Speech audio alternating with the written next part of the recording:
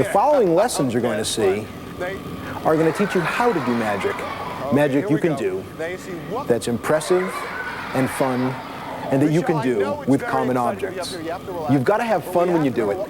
Sharing the secrets of magic, or sharing the magic itself, is what makes the hobby so special. It's one of the few hobbies that you need to share with others to get the full enjoyment out of it.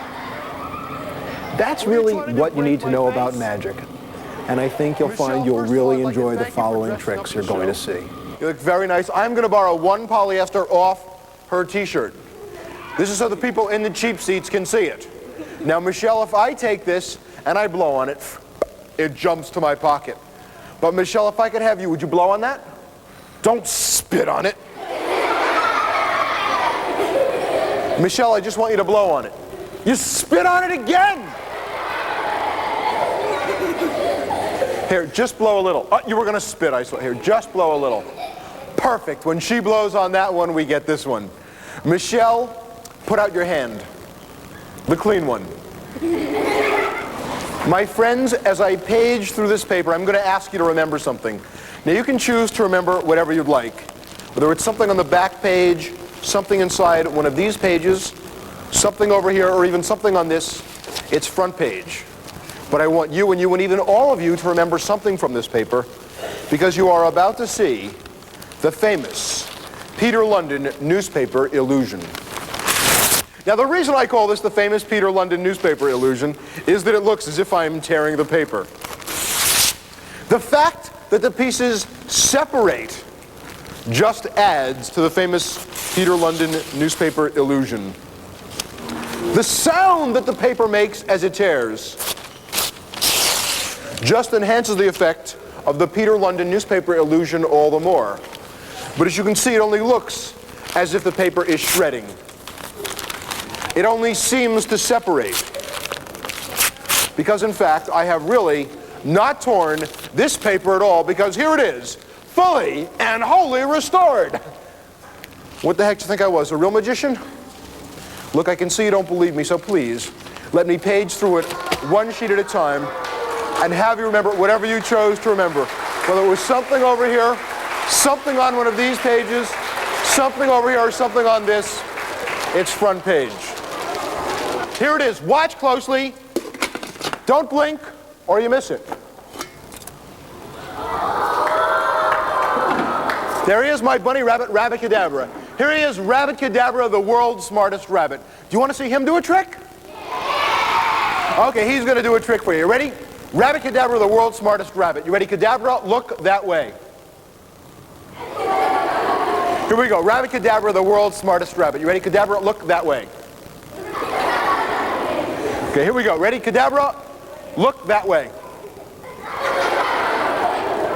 He's not going to outsmart me. You ready, Cadabra? Look that way.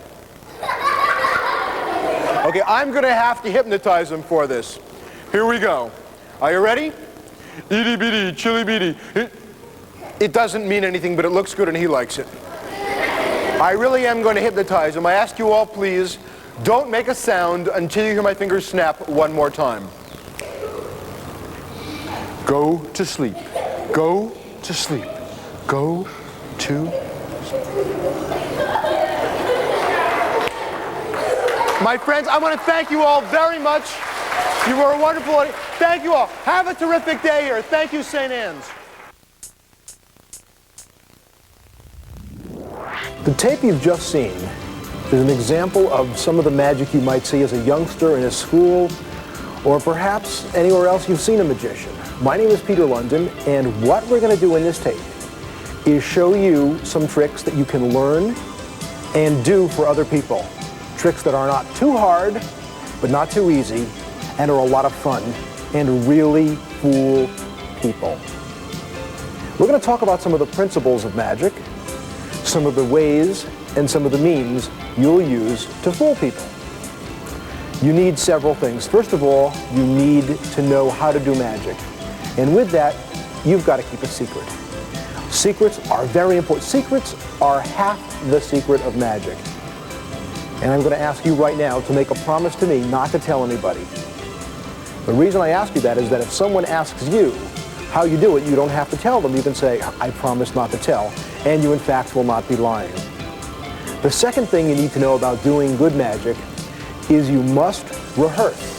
You've got to practice the trick over and over until you know it cold. Then you rehearse what you say, and rehearse the actions too. Finally, you add the ingredient that makes it all come together, a sense of fun. That's what you need. You need a secret, you need confidence, and you need to have fun with the magic so that other people can enjoy it too.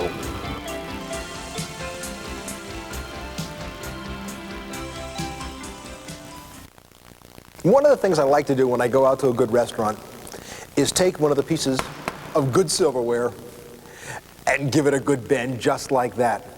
Now the restaurant doesn't like it. That's why I really don't bend the spoon. I just create the illusion of bending it. Here's how you do it. I take the spoon, I pick it up, I give it a good bend. Or sometimes I just make it disappear entirely. Now, some people wonder where the spoon went. Is it over here? Over here? In fact, the spoon is in my pocket right over there. Here's the secret. You put your hands on top of the spoon and then move them as if you're bending them.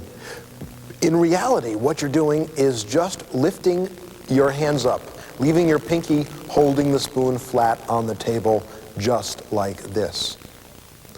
This, of course, is a cutaway shot. Really, you would have both hands over the spoon. You bring your hands up. It's not that hard to bend a spoon, so don't make believe it's a Herculean feat. Bring your hands up with a little bit of effort, then bring them away and show them, in fact, you didn't bend the spoon. When you tell them you're going to show them how to do it, you lay the spoon sideways in front of you. Bring your hands in front of the spoon. This is the lapping. As I bring the spoon to the edge of the table, I secretly get the spoon to fall into my lap. This is what it looks like, using only my thumbs with my hands cut away. I bring the spoon like this, it falls into my lap, and I have my hands up here like this. Of course, I'm still hiding the spoon. Let's look at what that looks like again. I put my hands in front like this of the spoon, bring the spoon along the table. When the spoon reaches the edge of the table, it drops into my lap right now, and I bring my hands up. Making believe I'm still holding the spoon in my hand, I slowly make the spoon disappear, just like that.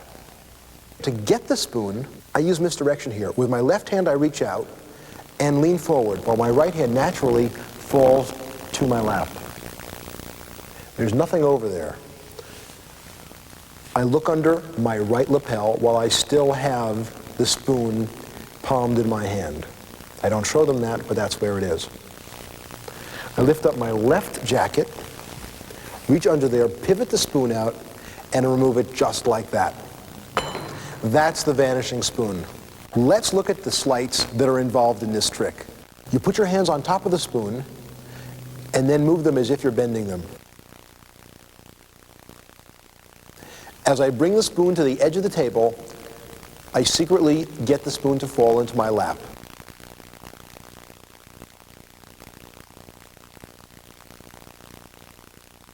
I reach for something over here, I don't find it. I open my jacket, then when I close that side, I reach in there and take the spoon out. That's the illusion of the spoon.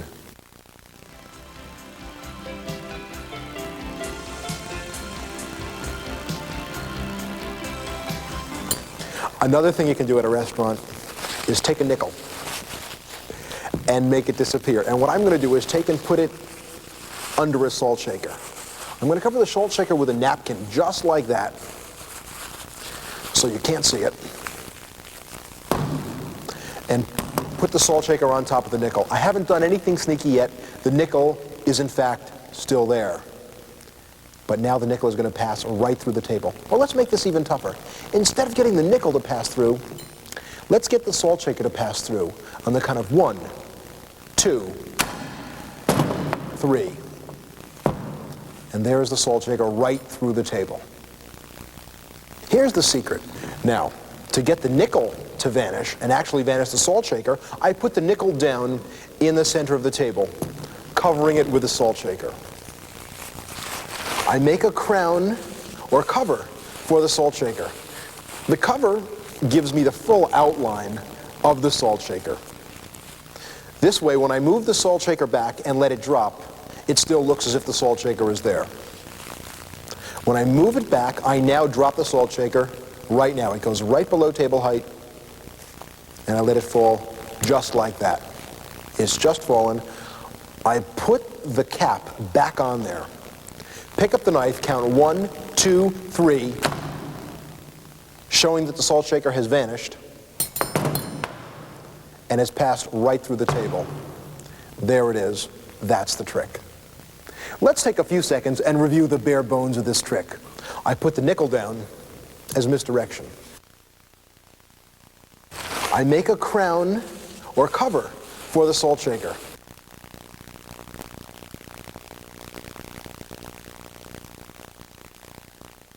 When I move my hand back, that's when I drop. Right now, I drop the salt shaker. Pick up the knife, count 1, 2, 3. There it is. That's the trick. That's how you do the trick. It teaches you a very important technique, which is lapping. It also has some misdirection in it, which is a very powerful weapon for the magician. In addition to that, these are really 3 tricks put together, routined, if you will.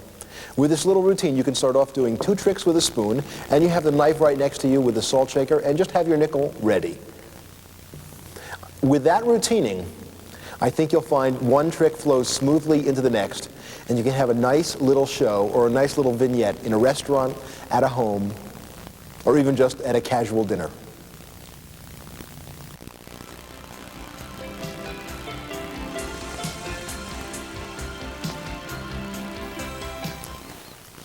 When I was a kid, as soon as I finished dinner, just like a ritual, I would begin to tear my napkin. And my parents would get very mad at me for tearing my napkin because we used cloth napkins. They said, "Don't tear your napkin up." I said, "I'm not, I'm tearing it down." Well, that wasn't very funny to them. And they would ask me to take and put my napkin back together. And I would go like this, and I'd say, "You see, it's back together." They said, "It's not back together." I squeezed it more, and they still didn't believe me. What I did was I reached into my pocket, I got out my wiffle dust, I sprinkled it right on top of the napkin. Now, I knew the magic happened as soon as I began to sprinkle the wiffle dust on. But the magic doesn't really happen for the other people until you see the napkin completely and wholly restored. Here's the secret. To do this trick, to put a torn and restored napkin back together again, you need a second napkin, identical to the first. What I do is I take a napkin, I unfold it. You could use this with a fast food store napkin, any kind of napkin. We've chosen the standard square napkin you'd probably find around your house. Take it, roll it up into a ball, and hold it secretly in your right hand. This is called a palm. It's a secret way of holding something so no one can see it. Make sure you don't hold it this way towards the people. You always keep the back of your hand to them. Never show the bottom, never show the top. Pick up the napkin, unfold it, and begin to tear just as I showed you. Use the storyline. I recommend the one that I did to show you initially. Once you've learned it, then you can make up your own storyline. Then tear the napkin. The best way to tear the napkin is right along the grain. Find the grain and it will tear very straight and will make a nice ripping sound and will be very pretty as you tear it. Making sure the whole time you do this, you don't tilt your right hand with a palmed ball towards the audience watching you. Be aware of angles on both sides. Crumble the ball into your hand. Now here comes the tricky part. You've got to put the 2 balls together. This is the way to do it.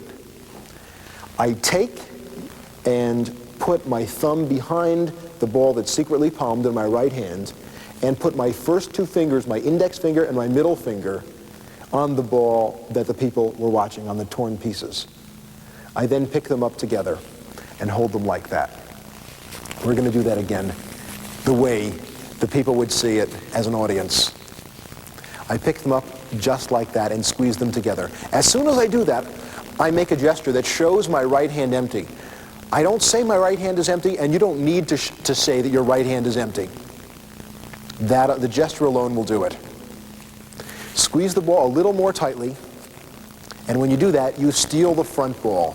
You steal the torn pieces. it looks like this from the back. Your hand goes behind it, your right palm, and it goes right in there. You immediately bring the other ball back to where the first one was.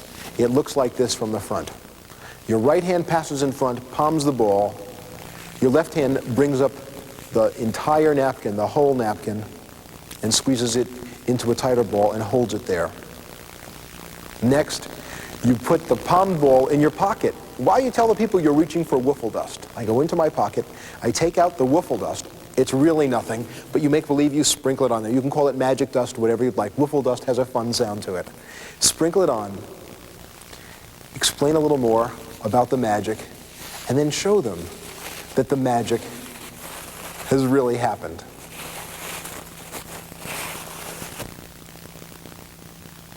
Let's talk about the palm. That's the first sleight used in here, and probably the most basic sleight in magic. This is the palm, holding something in your hand secretly. This is called the classic palm because it goes right into the palm of your hand. There are other ways to hold things secretly, and we'll talk about those in some additional lessons. You keep the hand in a natural position. Probably the most relaxed position is with your thumb on your index finger and your palm slightly contracted. Bringing your thumb in a little bit will easily hold the ball there. You don't have to hold it hard. If you hit your hand, the ball should fall out. Nice and relaxed is the key. Let's look at the sleights that are involved in this trick. The first one is you have to exchange the balls. And the way to do that is you have to put the two balls together. This is what it looks like behind the scenes, close up. Your left thumb goes behind the good napkin. Your index finger and your middle finger go on the other side of the torn napkin. As you go to pick up one of them, you put them both together and squeeze, just like that. The good one stays in the back, the torn pieces are in the front. I'm going to do it one more time so you see it. The good pieces stay in the back, the torn pieces stay in the front. Once again, it looks like this from the audience's point of view. The good pieces stay in the back, the torn pieces are in the front. Now you have those together, you make a gesture showing them that your right hand is empty without saying so. Then bring your right hand over again and squeeze the ball. When you do this, you make a second steal, and that looks like this from behind. You come back here like this, your right hand now grabs the pieces in the front, the torn pieces, and leaves the whole napkin. Once again, it looks like this. Your right hand steals the torn pieces and leaves the good piece. Squeezes it a little bit more, so it seems like you just picked up the ball again to squeeze it a little more tightly. Then you go to your pocket with the torn pieces, leave them there, and bring out the, quote, wiffle dust. Sprinkle it on. And that's the most difficult sleight involved in there is the exchange of the pieces.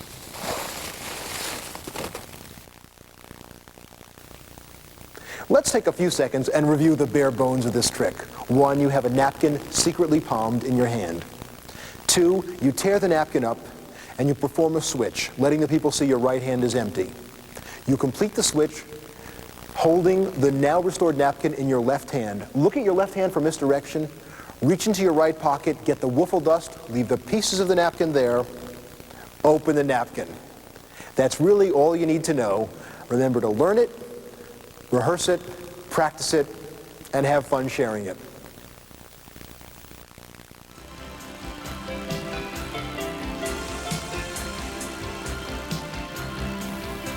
I'm going to ask you to watch this green elastic band. What's going to happen is this elastic band is going to jump from my first 2 fingers to my second 2 fingers just that fast. Let me do it a little more slowly so you don't understand. What's going to happen is the elastic band is going to jump from my second 2 fingers right to my first 2 fingers. It really happens in the twinkling of an eye. I'm going to add a second elastic band to make this a little more tricky.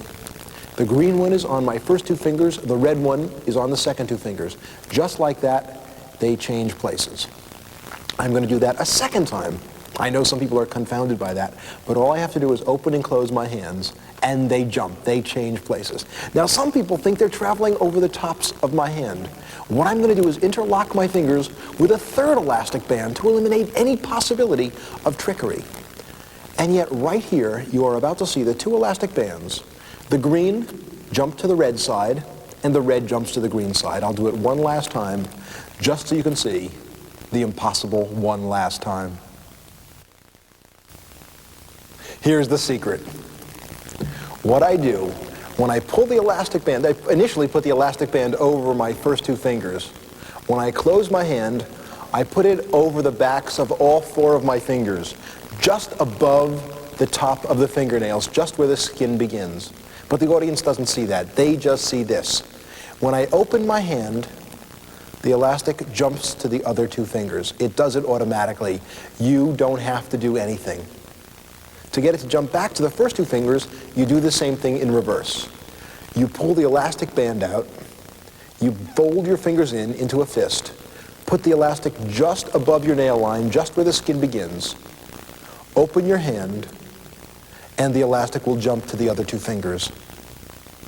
When you use two elastic bands, and you need to use two of contrasting colors to really get the effect, I chose a red and a green, you can use any colors you want. I take and wrap it around all four, the same as before. You do that with both of them, around all four fingers. When you open your hands, they both jump, they both change places. And you can do that a third time. Just go back and forth. You can do it ad nauseum, but don't.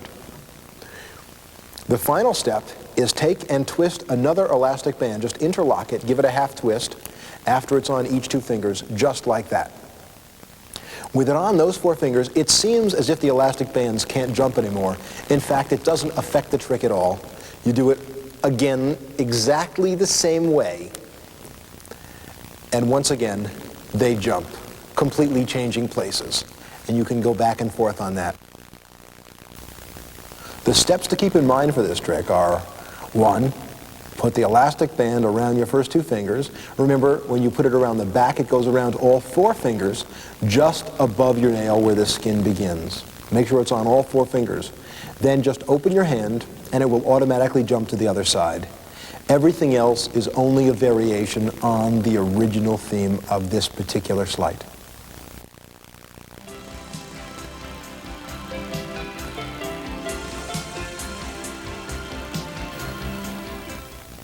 A very effective trick, and probably the most dramatic you can learn, is to make a card appear by magic. Just like that. It's called the back palm, and this is how it's done. You put a card behind your hand just like this. You hold it between your index finger and your pinky finger, right about at the nail. From the back, obviously you can see it, but from the front, it looks pretty invisible. You bring your hand forward, open it, and the card jumps right into view. When it happens quickly, it's very effective. To make the card disappear in the same way, you put your index finger and your pinky finger on the outsides of the card. You fold your second and third fingers on the inside of the card. You bend the card around and push it back with your thumb. And that makes the card disappear. It looks like that when it appears. It looks like that when it disappears. Let's look at that in close-up. Here's how you make the card vanish. You put your index finger and your pinky on the outsides of it. Your two middle fingers go on the inside, right there. When you straighten your hand out, you fold your fingers together, just like that. This is what it looks like from the back. Of course, you'd never show the audience that. This is what it looks like from the front. You make sure all the corners are hidden when you hold your hand this way. When you bring your hand forward, like that, you can make it appear. Put it back in that position, and it's gone. You put your index finger and your pinky on the outsides of it. Your two middle fingers go on the inside, right there. When you straighten your hand out, you fold your fingers together, just like that. you bring your hand forward, like that, you can make it appear. Put it back in that position, and it's gone. It's very dramatic, it's very simple, but it takes a lot of practice to do well.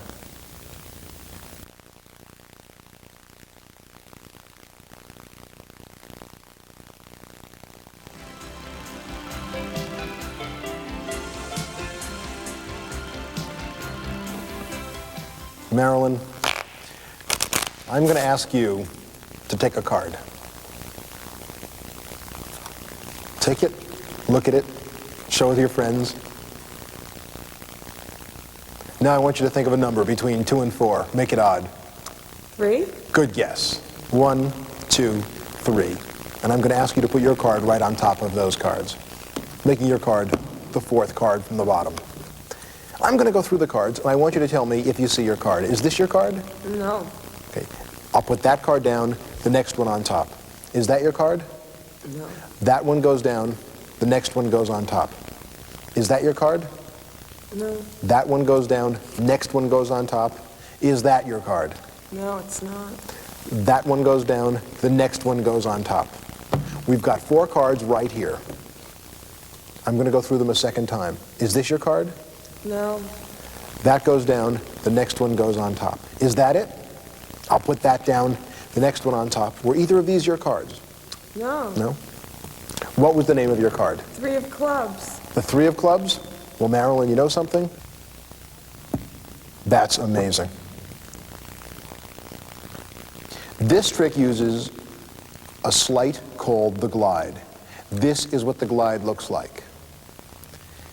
You slide a card down or glide it down over the face of the other cards. This allows you to take the card below it secretly. Of course, this isn't done facing the audience. What I do is I tilt my hand down and then make the glide. It's a very imperceptible movement as my hand tilts. If someone had taken the King of Spades, which is the second card down here, I would glide the card down as I moved my hand down. The glide would occur, and I would slide the king out. As soon as I did that, I would return the card to its original position by pushing my pinky up. That's the sleight of hand. Let's go through that again. I have someone take a card out. They take the card and they put it, in this case, we'll use the 5 of spades. They put it 4th from the bottom. We count 1, 2, 3, 4 cards. Their card is the 4th from the bottom. When I pick the deck up, I go through it. I say, ask, is that your card? They say no. I put that one down, the next one up here. I next ask, is that your card? They say no. This time when I tilt my hand down, I do the glide. I take the card below it, which is in fact their card, and put that one down. And then I put the next one on top. Ask if that's their card, that goes down, next one on top, and to be consistent, we take a 4th card, that goes down, the next one goes on top. Demonstrate your hands are empty, but don't call attention to that fact. Pick up the cards again. Your card, the card they chose, is 2nd from the bottom. You ask if that's their card, they say no. You glide again. When you bring your hand down, glide, slide that card out, which is now their card, they haven't seen it, and put it down, put the next one on top. Show the next card. Is that your card? No. Put it down. Next one goes on top. Neither of these are their cards. You ask them the name of their card before you show them. They tell you. You take the bottom card, the one card they have never seen, lift it up, and show it to them. Pause for a moment for dramatic impact, but that's their card. This is the secret of the glide. The way you get this card to move down, the card facing you to move down enough to reach the next card, is push with your 2nd and 3rd fingers. Lightly but firmly, slide them back. They separate from your index finger. It looks like this from the side. Now when this happens in a movement such as this, swinging down, you don't see it. Smoothly it looks like that.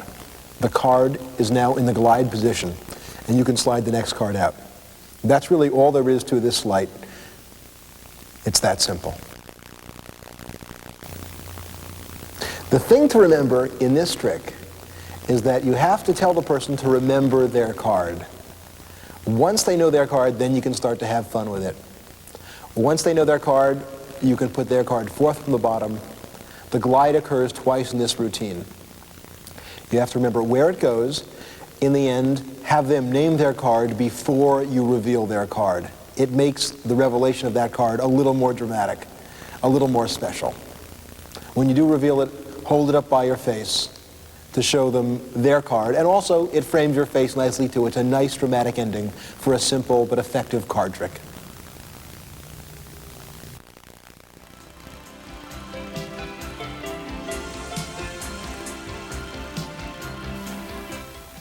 Hi, this is my assistant, Marilyn. Marilyn, I'd like to borrow one polyester off your blouse. Marilyn, if I take this polyester and I blow on it, it jumps to my pocket. But Marilyn, if I could have you, would you blow on that, please? Now don't spit on it, Marilyn. I just want you to blow on it. You know, when she blows on that one, we get this one. Marilyn, put out your hand. The clean one. I'm sorry, you were right. The other one was cleaner. We'll work with what we have. Leave that right there where everyone can see it. Now remember, when I take this and I blow on it, it jumps to my pocket. Well, Marilyn, I've got two polyesters. I've got poly and ester. Point to one. Take it, put out your hand, grab it tightly. Marilyn, make believe it's money. Oh, that worked real well. Squeeze, squeeze, squeeze, don't let go. I'm going to take this one and I'm going to throw it through your ear. It goes right across her head, down your neck, and right into your hand. Turn your hand over, open it up, amazing. 1, 2, Marilyn, take them both. Squeeze them, don't let them go. In my pocket, I've got a third one. I'm going to place this one right here in the air invisibly. It actually walks right down the air you breathe and right into your fingertips. Turn your hand over, open it up. 1, 2, and 3. How about a round of applause for our lovely assistant, Marilyn?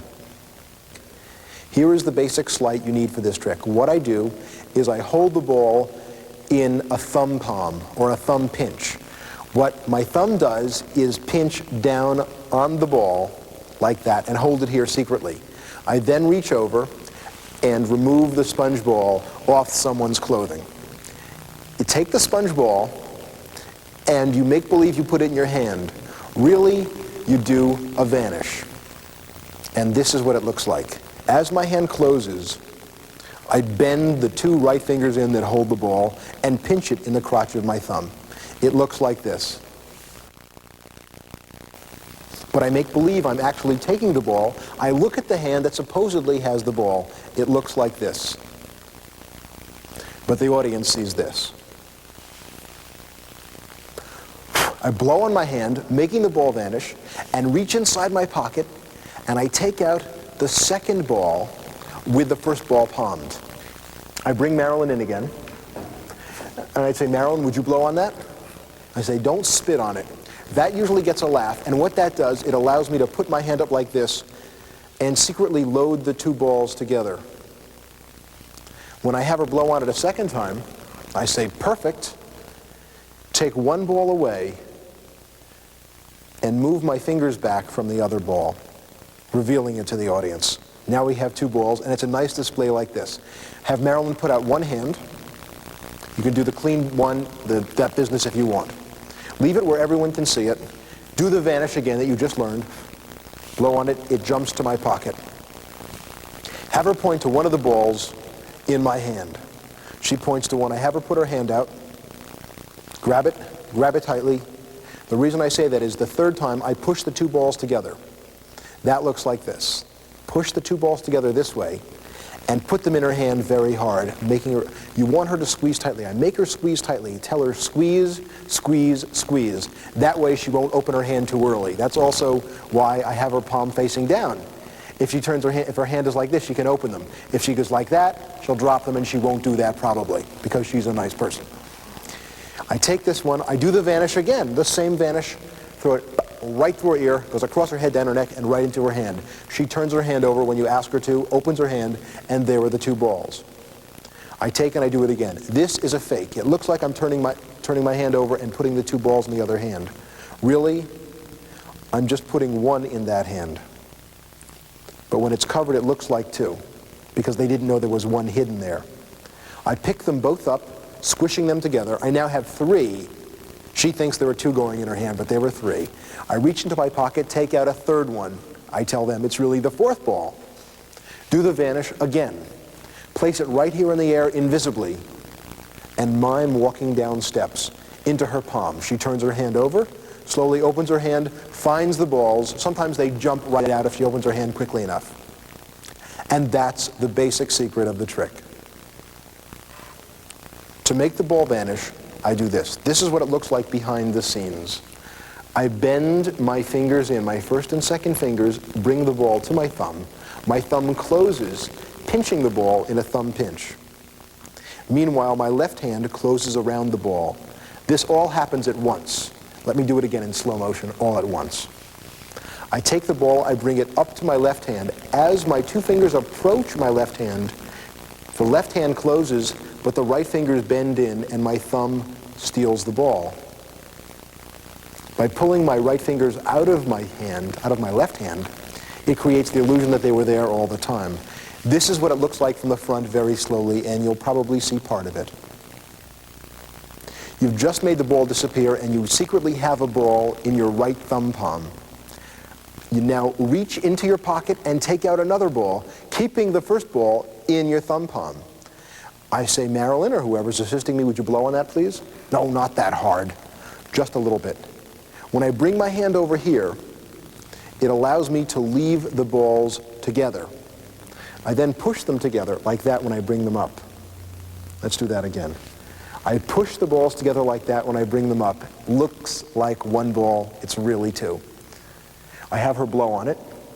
When she blows on it, I take away 1 ball. I leave the other one behind my hand right here. And then I reveal the 2nd ball. Have Marilyn put out 1 hand. You can do the clean one, that business if you want. Leave it where everyone can see it. Do the vanish again that you just learned. Blow on it, it jumps to my pocket. Have her point to one of the balls in my hand. She points to one. I have her put her hand out. Grab it tightly. The 3rd time I take, when I bring my hand up, I put the 2 balls together. That looks like this. There the 2 balls are together. From the front, though, it really looks like 1 ball. Push the 2 balls together this way and put them in her hand very hard, making her, you want her to squeeze tightly. I make her squeeze tightly. Tell her squeeze, squeeze, squeeze. That way she won't open her hand too early. That's also why I have her palm facing down. If she turns her hand, if her hand is like this, she can open them. If she goes like that, she'll drop them, and she won't do that probably because she's a nice person. I take this one, I do the vanish again, the same vanish, throw it right through her ear, goes across her head, down her neck, and right into her hand. She turns her hand over when you ask her to, opens her hand, and there are the 2 balls. I take and I do it again. This is a fake. It looks like I'm turning my hand over and putting the 2 balls in the other hand. It looks like this. That's what I do. But the audience doesn't see that because they don't see the right hand until the 2 balls are in it. I pick them both up with the 3rd ball. And that looks like this. Push the 3 together, like that. Hold them all. People will not know if it's 2 or 3. I have Marilyn put her hand out. I put them in her hand, close her hand carefully, turn it over. I reach into my pocket, take out a 3rd one. I tell them it's really the 4th ball. Do the vanish again. Place it right here in the air invisibly, and mime walking down steps into her palm. She turns her hand over, slowly opens her hand, finds the balls. Sometimes they jump right out if she opens her hand quickly enough. And that's the basic secret of the trick. When you first look at the sponge ball trick, it appears to be complicated. But if you learn it in the order that I presented it, I don't think you'll have a problem. The highlights of the trick are, 1, you need to learn to do the thumb pinch or the thumb palm. Secondly, you need to know how to make the ball vanish. That was also pretty simply gone over. And also learn to use the pass that we showed. A 4th thing you want to keep in mind is that in this trick we used an assistant. A couple of things that are important when using an assistant are, 1, make sure it's somebody who wants to help you but isn't going to try to steal the show because that can be confusing. And secondly, usually a good rule of thumb is if the person has a smile that makes them look a little friendlier than when they're not smiling, as opposed to evil, let's say, that's a good way of selecting an assistant if they look like a fun person. Those are really all the components you need. Go over this trick a few times, use the jokes in there. Once you're comfortable with it, then you can go out and do the trick on your own, in your own way, and have fun. But initially, practice it, practice the sleights, then rehearse it. Rehearsal involves using the patter, using the words, using the talk.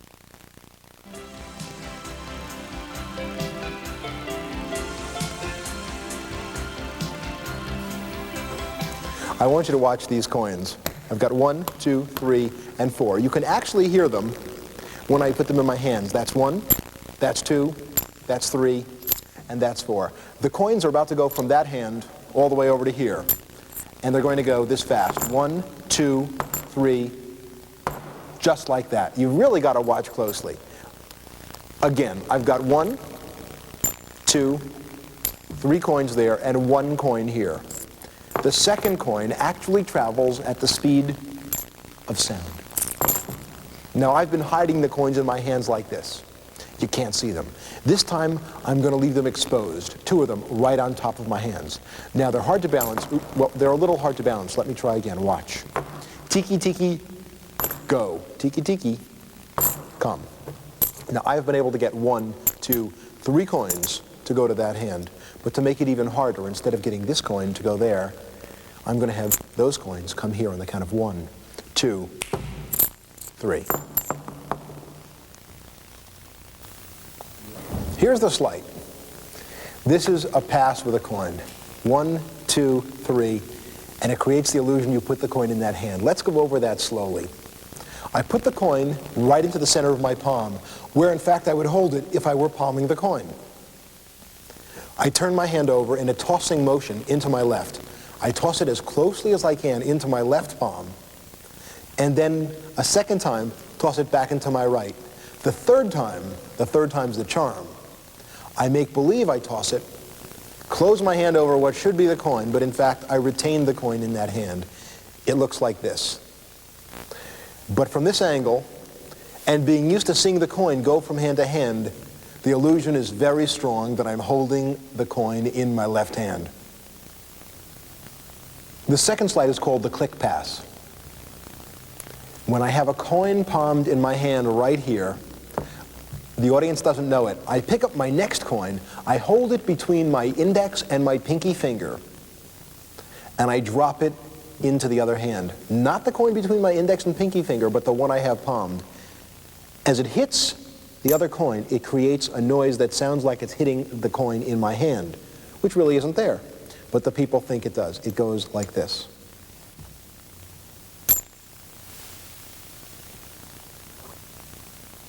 Let's do that again. I let the coin fall out of my palm, hit the other coin, and I close my hand over it. Of course, it's not done facing the audience. It looks like I just threw it in my hand, and that sounds like they heard it hit it just the right time. That's the click pass. To do this sleight, you put 2 coins in your hands like this and make a fist over them, 1 coin in each hand. Pick up the other 2 coins, leave them on top of your middle finger knuckles, right in the center. Hold them with your thumbs. When I turn my hands over, I do an exchange. The coin in my right hand falls inside my fist of the right hand. Both coins in my left hand, the one on top and the one underneath, come out as I turn my hands over. It makes sense when it's done fast because it creates the illusion that the coins have just fallen off the tops of my hand. You just turn your hands over and say, oops, and people think the coins have fallen out of your hand. The dirty work is done. Just wiggle your fingers, and the magic happens. The vanish of the 3 coins is as follows. I turn my hand over, let the coins drop into my hand, but they drop into the same hand. They don't change hands, just like this. I don't palm them at this time. I just let them drop. I close my right hand as if my right hand was accepting the coins from my left hand. As I reach down for the 4th coin, I squeeze these other coins into my palm.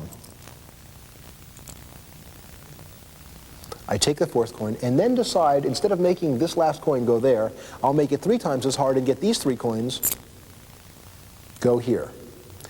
The way you get that click is shake both hands at the same time. People can't tell where the sound is coming from. It's a different sort of illusion. Instead of a visual illusion, it's an auditory illusion. I'm going to get them to go here. Go 1, 2, 3. They disappear, and then they reappear. Right in the other hand. The tricks you've just seen are not too hard to learn. As a matter of fact, they're fun to learn. If you don't know where to start, pick the one you like the best and start there. If you're not sure, if you like them all equally, what I'd recommend is start with the coins, the cards, or the napkins. They're common objects that are around you all the time. You know magic needs practice and rehearsal, so remember to do that, and remember to have fun with it. Well, now you've seen it. Now go out and do it. Now you see it. Now you don't.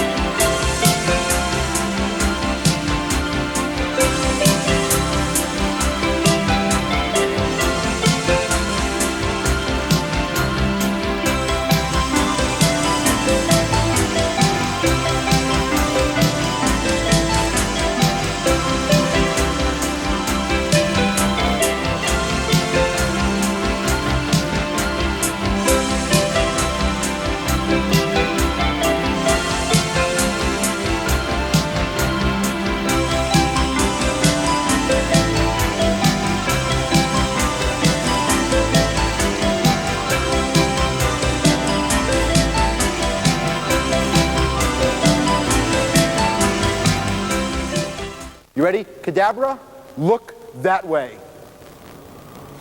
Here we go. Excuse me. Rabbit Cadabra, the world's smartest rabbit. You ready? Cadabra, look that way.